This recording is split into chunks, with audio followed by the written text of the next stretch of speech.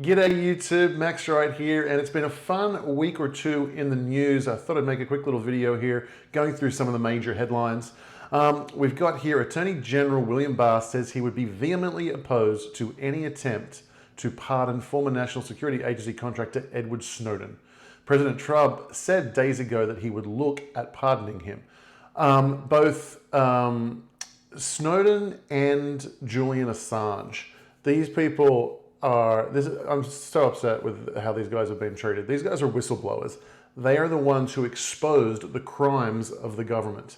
And it's a very, very tough thing to do, to speak truth to power, to implicate power, to fight power and let the citizens know what their corrupt government is doing.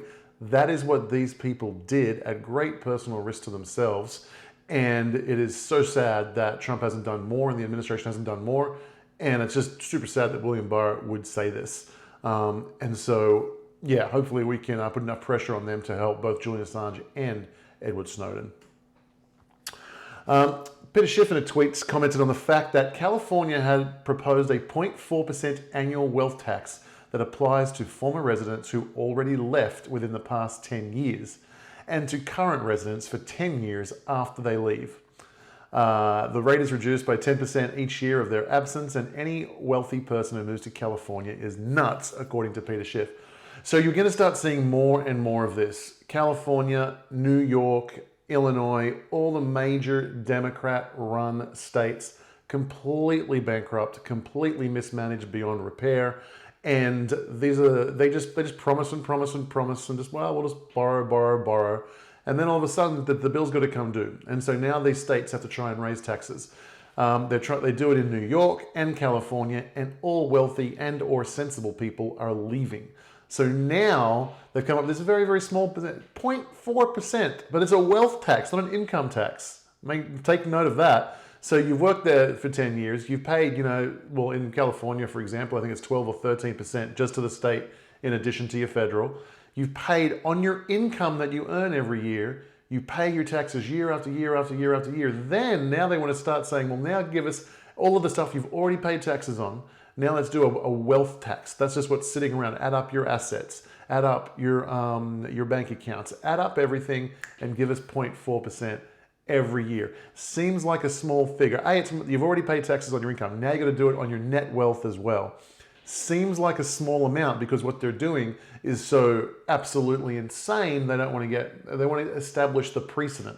So we'll just do a 0.4% tax. It'll only affect, the top 1% of people. Like I think there's a minimum of $5 million on this. But once the precedent is set, those numbers will balloon very, very quickly once this is tolerated. They did this with income tax. For those of you who don't know, pre-1913, there was no income tax. Income tax is created and permitted. It was supposed to be on the top 1% of wealth, and I think that there was like 3% or something. 3% income tax on the top 1% of earners. And what do you know, 100 years later, well, not quite, but over 100 years later, and it's now 30-40%, and it's on almost everybody. So once these precedents are allowed, then they just balloon. And this is a crazy, insane idea. And it's just going to drive people away from California, the rich people anyway. California's going to get even more broke. Same thing's happening in New York. They're increasing taxes. Wealthy people are leaving. And now there's de Blasio in New York is begging people to come back. It's like, hey, come, I'll buy you a beer. Come back. It's like, no, dude, you're going to tax me into extinction. Forget about it. A shout out. It was Ron Paul's birthday, so I thought I'd just include this one. It's a fun one. Happy birthday to Ron Paul. Great libertarian and member of Congress for years. So, yeah, Ben Shapiro nailed this. This is the problem with society worldwide. Biden's quote was, "As president, I will make you a promise. I will defend us from every attack, seen and unseen, always, without exception, every time." To which Ben Shapiro said, "Democrats are committed to the myth that government can solve every problem." There's no other way to read this. This is the number one problem in society. People wanting government to help them.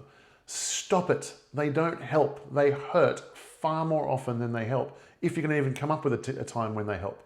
They are a disaster. They have the reverse Midas touch. Everything they touch turns to dust. Stop begging the government to solve your problems. Go out and solve them yourself. And this is a fun one. So this is an Antifa girl here on Twitter. Does anyone have high quality images of the Trump boat rally that show boat names or registration numbers so that I can start doxing them? To which the person brings Jack Dorsey and Twitter safety. It's like, hey, we're just going to allow this blue check mark to threaten people with doxing? And the answer is yes, they do. The Twitter especially, but I think it's true of Facebook, they absolutely subordinate to the radical left. And they will close down any right-wing, any Trump-related account at the drop of a hat, even for made-up issues. But on the left, they can easily and wantonly go against the terms and conditions of those platforms without without suffering any consequences. And it's just a very, very bad thing. And then on the Donald.win, I like this. It's something I've talked about here on this channel, but I don't hear many people talk about it. A Trump 2020 libertarian-fueled landslide. In 2016, I voted Libertarian. I like Trump, but wasn't 100% sold and didn't have the confidence in the establishment Republicans. Looking at the vote totals, most states had Gary Johnson at about 3%. Gary Johnson was a Libertarian candidate. In Minnesota, for example, it was 3.8%. But Trump has been the most Libertarian president we've had. This is true. That being said, I'm assuming most Libertarians would switch to Trump for 2020. I certainly am. If that's the case, he'd pick up a few extra states while holding onto the ones he flipped, all things being equal, and if votes actually get counted. That mixed with a massive amount of people walking away from the Dems should be a good landslide for Trump. So yeah, listen, I'm reaching out. Libertarians is my community. I'm a Libertarian, have been for 20 years. And even all the way through, the ANCAPs, everybody. Guys, there isn't going to be an America if we don't, now is the time. We are going to be in re-education camps very, very soon, getting those wicked libertarian ideas out of our head if leftists take control of government. They have control of the media, they have control of social media, they have control of the Democratic Party, they have control of half the Republican Party. When there is Trump, is Trump a libertarian? No, he's not, but he's pretty darn close. And so you gotta support Trump this election, guys. It's just absolutely imperative. And that's all the way back. Let's go to some of these other ones. By the way, guys, I'd love you to subscribe to the channel, like this video, please, and give me some comments down below. If you think I'm way off track, let me know. Marquise Love arrested. For those of you who don't know, this is a guy who was filmed just beating the hell out of some innocent person, just your BLM rider, Antifa rider, just going ham on somebody. And he was filmed, and I believe it was the guys at 4chan. And when he did it, he was wearing a mask and all this kind of stuff. But the guys at 4chan scoured through social media and found some photos of him. They identified him by his shirt or whatever, where he wasn't wearing the mask. They were able to get photos of his face. They were able to then go and use that to go and find his name. They handed that over to the authorities. The authorities looked for him for several days. He was on the run, and eventually he just couldn't hack it anymore. He turned himself in. So it was a huge victory for him. This is just a violent attack, and we're glad we caught this animal. And then the response from Antifa is this. Antifa and BLM are begging people to stop posting videos of riots because they're getting arrested. Well, yeah, thank God for that. Yeah, these people, and it's so sad. So, I mean, Antifa is just a straight communist organization. It's anti-fascist. That's just complete nonsense. They're pro-fascist, pro-Marxism. That's just what they are. And if you don't understand why those two are almost identical, then you need to do a little bit of history learning. I think most of my audience would understand that.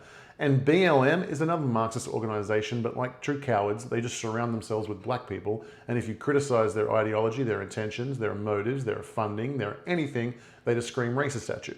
So it is a Marxist organization first, and then they just use black people as their shield. So yeah, these guys are getting arrested, which is fantastic. And now they're begging people to stop recording their crimes, but hopefully that does not happen. White flight is real. Hollywood's apocalypse triggers mass exodus. Liberal politics has destroyed this city. Yeah, so all your major cities, your Los Angeles, your New Yorks, your San Franciscos, your Chicagos, your Detroits, these cities, they've been run by Democrats for 40, 50 years, and they're just devastated. They're destroyed. The corruption is off the charts. Every single one of their do-good policies has the exact opposite effect of their intention. It hurts the people that they claim to be trying to help, and it absolutely destroys cities. So yes, white flight, I'll give it another name, any sensible person flight. Get out of Democrat-run cities. These things are toxic. They're going to absolutely consume you in our taxes because they have to, because they're bankrupt, because they're so mismanaged. And what they will do, just like California did, even after you leave, 2, 3, 4, 5, 6 years later, they're still going to come chasing you for money. So got to get out of there. Russian bank issues the first precedent-setting crypto-backed loan. So this is a really interesting one. Banks offer loans when you give them security. You give them the mortgage to your house, the deed to your house, they'll give you a loan against your house. Well, in a world first, a Russian bank has allowed a lender to deposit cryptocurrency with them. I believe, if my memory serves, it was the token Wave. Hey bank, you hold my Wave tokens and give me cash. So when those, I am a speculator in Wave, says the person borrowing the money. I want to have access to my cash because I want to spend it on stuff, maybe even to buy more Wave or more Bitcoin, who knows. But I want the cash, you hold this as security. But if it goes up in value, it's still mine. Once I pay the loan back, I get all my Wave coins back.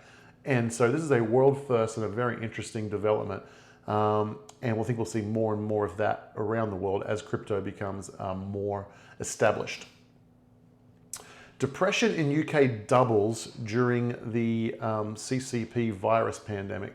So this is critically important. I warned about this months ago. I said there's people, like, again, desperately looking to government to solve their problems. There is a virus out there. It's bad. It's hurting people. I don't think it's anywhere near as bad as people are saying, but it's out there and some people are dying from it, absolutely no doubt about this. But you've got a million challenges in life. You've got car accidents, you've got flus, you've got, having wrong prescriptions at medical, just that alone, 300,000 people a year die from incorrect prescriptions given to people inside of hospitals by their doctors and nurses, right?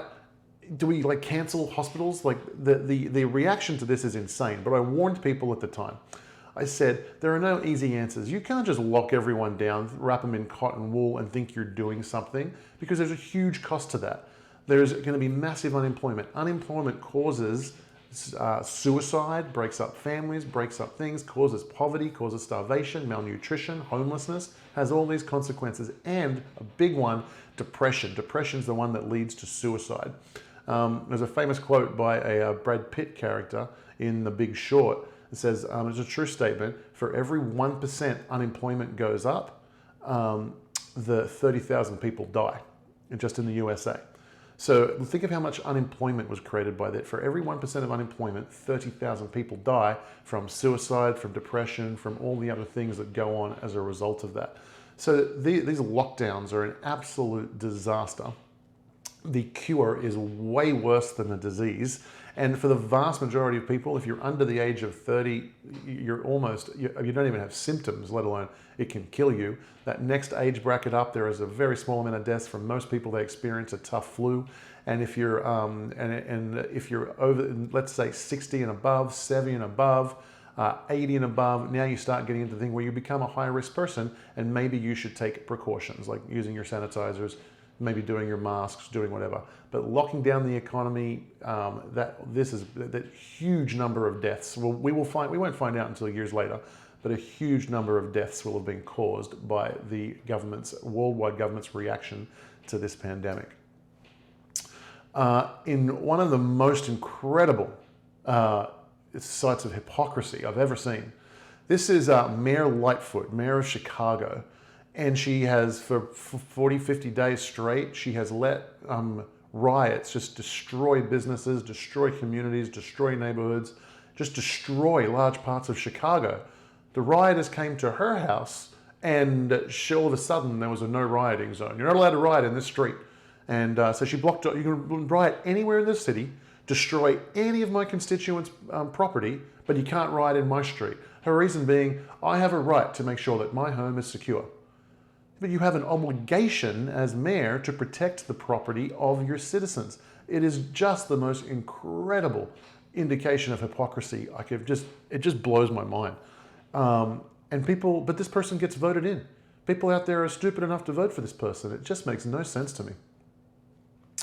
And Jimmy Dore, if you don't know Jimmy Dore is an absolute radical leftist. He used to be a journalist on the Young Turks. And he's just all the way left. And he blasted the Biden campaign for the neocons and warhawk endorsements at the DNC convention. And he's right. He's pointed out the fact that, yeah, there was Colin Powell and John Kerry, who's always been a Democrat, but a whole bunch of people. Now, this was all designed to say, hey, Republicans, see, even these big name Republicans are endorsing Biden because they hate Trump. But this has completely backfired. The Republican rank and file never liked these people. We knew they were neocons. We knew they were warhawks, which is why we so excitedly took an anti-war president like Trump. And so this is just proof positive to us. It's like, yep, everything we thought was true. These guys, 100% of the Democratic Party and half the Republican Party are in bed. They're owned and controlled by warmongering sociopaths who want to enslave humanity. And we are clinging on for dear life for the ones who we at least think and who have demonstrated something that they are anti-war and trying to end wars and not starting any more. So it was a huge backfire. It annoyed the left that these people from the right endorsed them, these warhawks. And the people on the right, they're saying, oh, I'm going to change my vote and vote Biden now because Colin Powell said. No, he lied to us about weapons of mass destruction. No one liked these kinds of people anyway. The vast majority of Republicans do not like these warhawks. And it just reaffirmed everything that why this considered it a cleaning out of the house of some scumbags in the Republican Party. It worked out very well. And all the way back to the beginning. So guys, I really hope this was interesting for you. Let me know if you like me. I'm taking a look at the headlines over the week so I can do more videos like this. If not, give me a shout out. What other kinds of videos would you like to see from me? Let me know in the comments below. I'd love your like, please. Smash that like button. And if you haven't subscribed, please do so already. And guys, I will see you soon.